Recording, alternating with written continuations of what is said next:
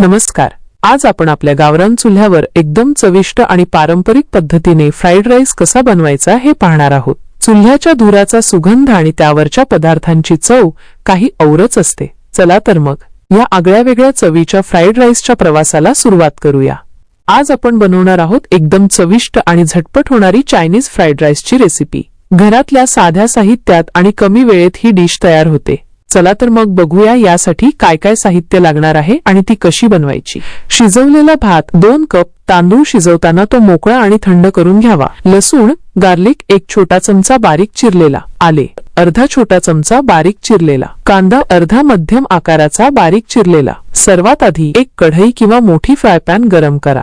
त्यात 2 मोठे चमचे तेल टाका। तेल गरम झाल्यावर त्यात बारीक चिरलेला लसूण आणि आले टाका। लसूण आणि आल्याचा हलका सोनेरी रंग येईपर्यंत आणि त्याचा सुगंध येईपर्यंत परतून घ्या। आता बारीक चिरलेला कांदा टाका आणि तो गुलाबीसर होईपर्यंत परतून घ्या।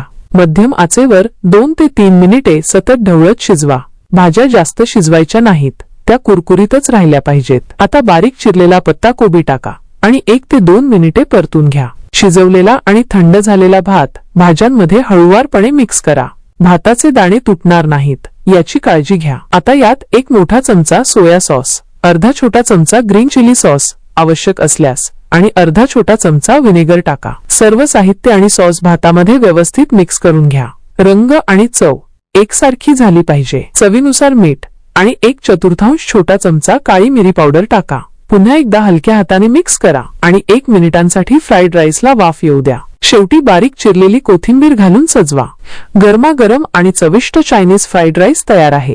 तुम्ही हा फ्राईड राईस नुसता किंवा मंचुरियन, चिली पनीर यांसारख्या चायनीज पदार्थांसोबत सर्व्ह करू शकता। तुम्हाला ही रेसिपी कशी वाटली हे कमेंट करून नक्की सांगा आणि अशाच नवनवीन रेसिपींसाठी आमच्या चॅनलला सबस्क्राईब करायला विसरू नका। धन्यवाद।